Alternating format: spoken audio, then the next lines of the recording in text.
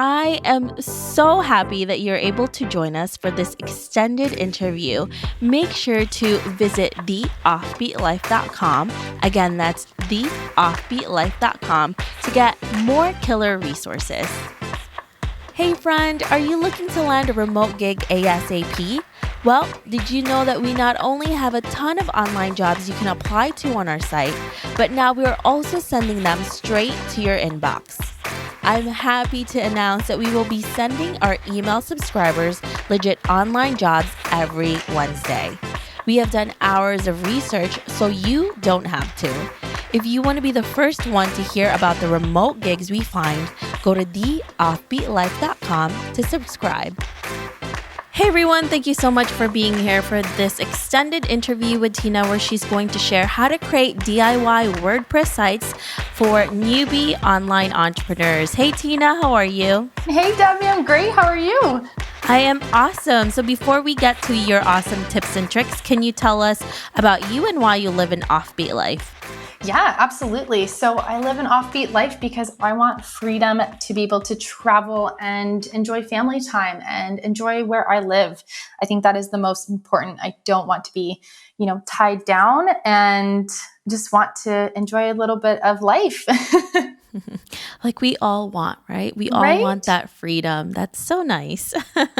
So for somebody who is just starting out and they have decided on an online business, and of course, one of the most important things that we all need is a website. How can somebody actually create their own WordPress site? Because it seems so difficult. You see all of these beautiful sites out there, but it just seems really overwhelming. How can somebody do that right from the start? Yeah, absolutely. That's one of my favorite questions. And I always tell people that I have been on every platform. So I have done all the platforms because I wanted to test them out and I wanted to become an expert in website design. Especially as a new entrepreneur, you probably don't have a lot of cash flow to be able to hire a designer. Designers can range from $1,000 plus. And I think for someone just starting out, that's super tough. And I found there was a gap in the market for so many women and so many entrepreneurs in general who just want to learn the back end of their business. And so I actually created a done for you website course. So it's self-paced. You can learn WordPress in and out. And I basically walk you through it that in pretty much 7 days, you could have a full functioning website done from scratch and you will learn everything. And it doesn't make WordPress scary. WordPress is one of the most amazing platforms. I think about 38% of the internet's websites are built on WordPress. It's an original blogging platform and it's actually made in such an easy way that it looks intimidating, but once you're in it, it's actually very simple. And it's very similar to a lot of the drag and drop builder website platforms that are out there. So it's something that I recommend. And it's something that I tell everyone you should learn because when you learn one of the hardest things that you think are hard, everything else is really easy. So I built that for entrepreneurs who don't want to spend the big bucks. They want to spend just enough, but also have that one-on-one support that you would maybe get with a designer. So I think the course, or even, if you just want to dive into it yourself, there are so many tutorials out there, but obviously those you need to YouTube and find the best ones. So yeah, that would be my recommendation. Well, when we take a look at or when we first start a website, one of the first things that we always start to do is look at templates or maybe even other websites that we really admire. How can we actually make those come to life? Because there's templates that look really great, and then when you start digging into it, it doesn't look like it. And you're like, how on earth do I make this look like the original or even similar to it? And for someone who's not as tech savvy, that can be really disheartening and unmotivating as well because it just seems so much and overwhelming. So essentially, I always say building from scratch is probably one of my favorites. I have myself purchased templates and I have used templates, but I find we grow out of them quite quickly. Because as we mentioned, in the previous episode, it's just we find our niche, but it also takes a little while sometimes to figure out exactly what we want to do. And I find that's with your website too. It's, you see a beautiful template and you're like, I want this. I'm going to spend X amount on it and I'm just going to put it in there, get it going. And sometimes, you spend hours on it, just putting it together. And then the next thing you know, you are growing out of it because your business has just changed. And it's very difficult to change a template because a template in a sense is what you see is what you get. So my recommendation is to always start off building from scratch. And to do that is to find inspiration. And I say, take out the pen and paper and start envisioning what you want your website to look like. You are not reinventing the wheel. And this is what I have to tell everyone is you're not reinventing it. You are not going to come up with a website that no one else in this world has created. And that's completely okay. And you are allowed to, take different ideas and other inspirations from other platforms and to be able to, take a header from here and some boxes from here and design it yourself and be able to create something that you love. So my recommendation is to be able to find that inspiration within. So, do you have any recommendations for some of the best resources that you have used to kind of make websites beautiful? Because there are plugins or even places like Canva or Photoshop that really helps you create that beautiful design. Can you tell us what you have used to help you out throughout the process? Yeah, absolutely. So I obviously work in Adobe Illustrator, and that is a design platform. But of course, if you're not a designer, I highly recommend going into Canva. And you can actually build a mock-up website in there if you want to. Be able to drag and drop a few colors, be able to drag and drop boxes, visualize what you want. I also use Adobe Xd. So if there are any designers listening, Adobe Xd is the coolest platform because this is where you can actually build mock-up templates for a website. So we call them wireframes.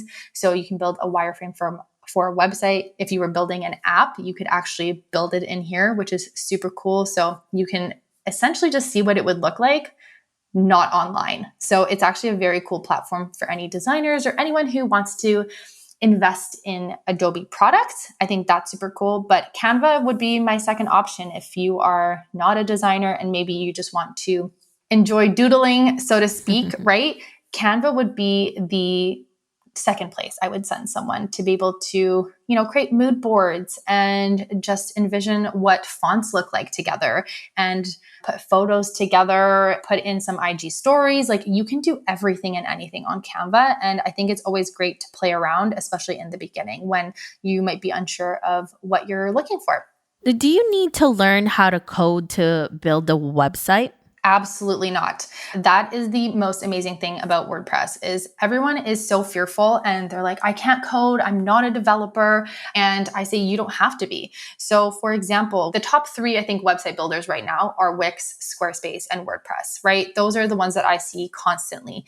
Wix is very easy drag and drop, of course, but it's something I don't recommend because as a designer now, I can see a Wix website from a mile away. They are very generic. All the templates sort of look the same, and the whole layout itself is the same.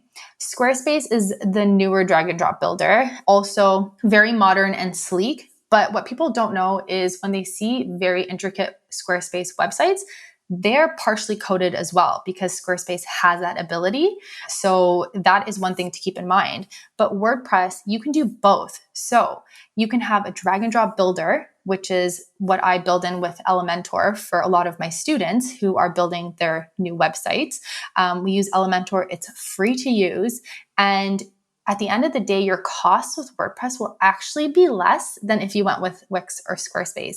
And the cool thing about WordPress is, say down the road, 5 years from now, you've been building it yourself, you now understand WordPress and you understand all the plugins and all the jargon and everything like that. Now you are rolling in the dough because you're making awesome money as an entrepreneur and you want to hire and you want to create your own build from scratch template. You can hire a developer to create your own template, your own template that you can modify yourself. You can use a drag and drop builder. Like it is the coolest thing what you can do with WordPress. And it's something you do not have to move over. So for example, if you started in Wix and you want to move to WordPress in a year, you actually have to start from scratch because Wix and Squarespace are owned.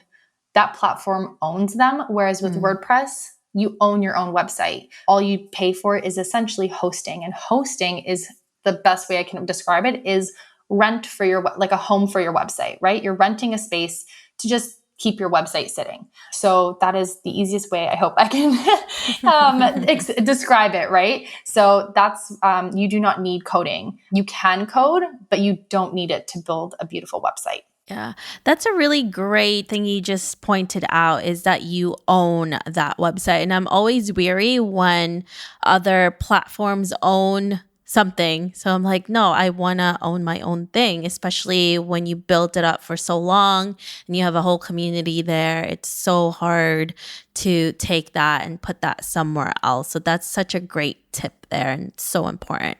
Yeah, absolutely. Is there anything else that you feel like our listeners need to know in order for them to build their own DIY WordPress site? I would say that a lot of people would ask probably, should I DIY or should I pay someone? Even if they pay someone a couple $100s, right? I always recommend is learn it yourself because as an entrepreneur, you need to know the back end of your business.